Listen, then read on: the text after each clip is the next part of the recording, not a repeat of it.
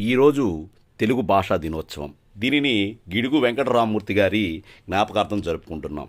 తెలుగులో వ్యావహారిక భాష దీనికి పునాదులు వేసిన వ్యక్తి గిడుగు రామమూర్తి గారిని పేర్కొంటారు. ఎందుకంటే ఆయన సవరులు అనేటటువంటి ఆదిమ జాతి వారి కోసం ఒక భాషను కనిపెట్టారు.